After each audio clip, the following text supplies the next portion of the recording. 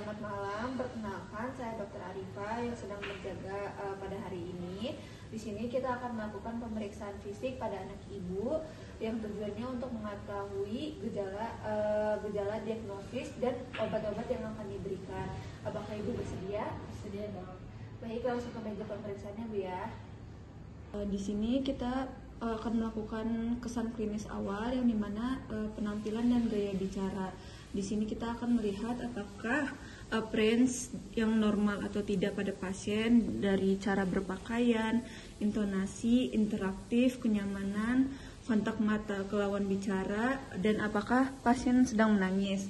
Lalu pada pola pernapasannya apakah terdapat retraksi atau tidak, dan pada pasien ini tidak ada retraksi. Lalu selanjutnya ada sirkulasi yang dimana apakah terdapat kelainan warna kulit seperti pucat, sianosis, atau kemerahan. Pada pasien ini tidak terdapat kelainan warna kulit. Lalu selanjutnya ada penentuan derajat penyakit yang dimana kita lihat pada pasien kesan sakitnya apakah pasien tampak tidak sakit atau tampak sakit ringan. Gejalanya itu seperti gejala dan keluhannya itu tidak mengganggu aktivitas sehari-hari, apakah tampak sakit sedang seperti gejala dan keluhannya mengganggu aktivitas sehari-hari, atau tanpa gejala yang mengancam nyawa. Dan tampak yang terakhir ada tampak sakit berat, yaitu gejala dan keluhannya mengganggu aktivitas sehari-hari dan terdapat satu atau lebih gejala yang contohnya itu seperti dyspnea, edema generalisata, dehidrasi, penurunan kesadaran, dan kejang. Lalu selanjutnya pengukuran tanda vital. Yang pertama, hitung tekanan darah pasien.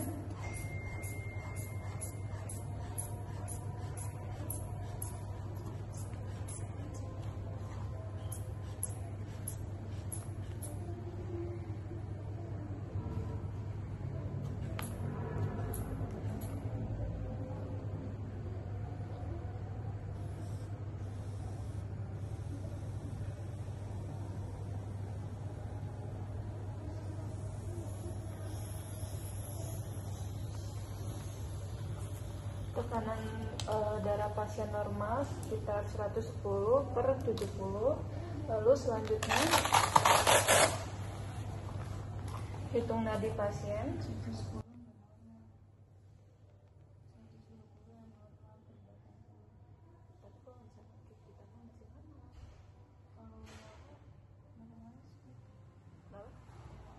Iya, emang ininya tuh di ininya 120/80, cuman kata dokter siapa ya, dokter jelas atau dokter Mega gitu bilang 110/70 itu sama normal di kita.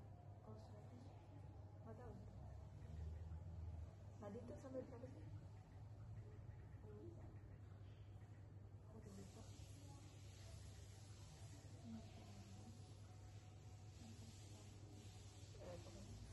Lalu pada tekanan nadi pasien dan respirasi pasien itu normal. Dan selanjutnya pengukuran suhu pasien. Maaf ya dek.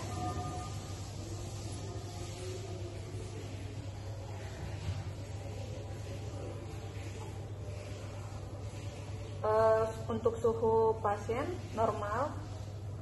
Lalu di sini kita lihat pada kulit pasien apakah terdapat ruam atau edema. Lalu jika terdapat adanya edema, apakah tender, pitting atau non pitting.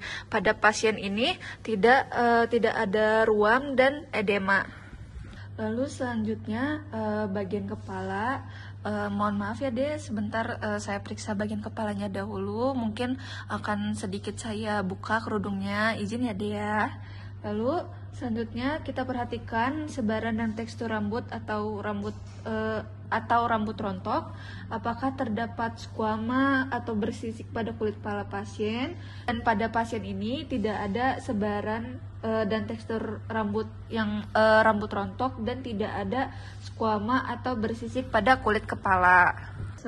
Lalu selanjutnya kita lihat pada wajah pasien apakah terdapat edema, jika ada nyeri atau tidak, pitting atau non pitting, dan pada pasien ini tidak ada edema.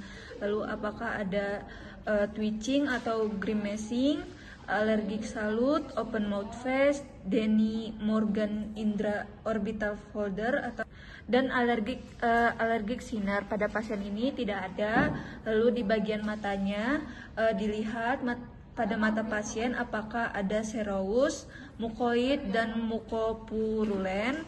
Lalu apakah ada pasien terdapat palpebra atau dan jika ada apakah ada edema atau blepharospasme, dan pada pasien ini tidak ada. Lalu pada bagian mata pasien dilihat pada apakah ada serous, mukoid, atau mukopuluren, dan pada pasien ini tidak ada. Lalu dilihat apakah pada pasien terdapat palpebra, dan jika ada apakah ada edema atau blepharospasme, dan pada pasien ini tidak ada. Lalu pada konjungtiva bulbinya apakah berair, hiperemia, kemosis, dan blood vessel injeksi, dan pada pasien ini tidak ada. Setelah itu pada konjungtiva tarsal on eversionnya, punten ya dek, maaf, apakah berair, hiperemia, kemosis, dan blood vessel injeksi, dan pada pasien ini tidak ada. Lalu selanjutnya ada di bagian hidung.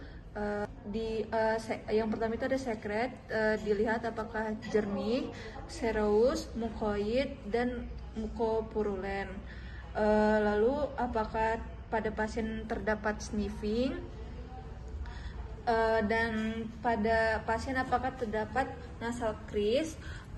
Punten ya deh, saya cek terlebih dahulu, dan pada pasien ini tidak ada. Lalu nares anterior membesar, pada pasien ini juga tidak ada, dan pernafasan cuping hidung. Lalu dilihat konka hidung pasien apakah berwarna ungu atau keabuan menggunakan nasal speculum. Pada pasien ini tidak ada nares anterior yang membesar, dan pernafasan cuping hidung tidak ada. Lalu selanjutnya di bagian mulut, kita lihat di bagian bibirnya apakah terdapat edema, lalu apakah warnanya itu cyanosis atau kemerahan. Lalu dilihat apakah ada high arched palate atau platumnya yang meninggi, dan dilihat apakah terdapat ada geographic tumbuh. Pada leher pasien dilihat apakah adanya retraksi suprasternal dan retraksi supraklavikular.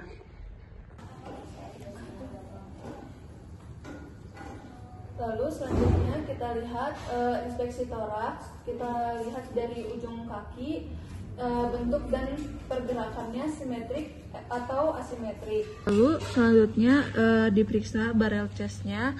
Adek, mohon maaf, tarik nafas terlebih dahulu. Lalu dilihat apakah ada retraksi interkostal dan subkostal. Lalu selanjutnya kita periksa bagian paru-paru pasien. Di auskultasi dengan stetoskop, dengar suara napas vesikularnya. Maaf ya Dea. Lalu didengar apakah abnormal atau normal, adakah wheezing atau stridor.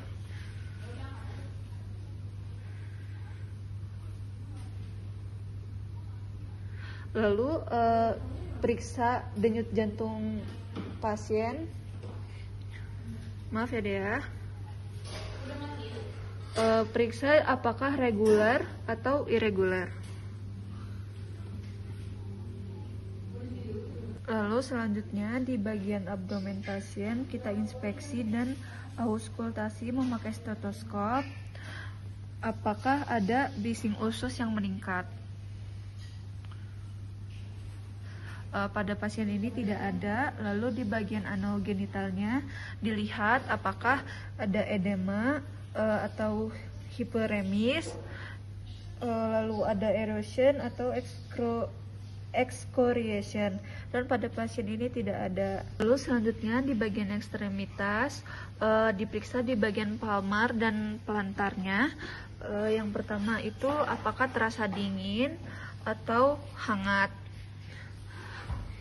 Lalu di bagian pelantarnya diraba apakah terasa hangat atau terasa lembab. Selanjutnya ada capillary refill time, yang dimana kalau misalkan kurang dari 2 detik itu normal, kalau lebih dari 2 detik itu abnormal. Pada pasien ini kurang dari 2 detik, yang dimana artinya itu normal. Baik, alhamdulillah Ibu, pemeriksaan fisiknya sudah selesai. Terima kasih ya Bu ya atas kerjasamanya.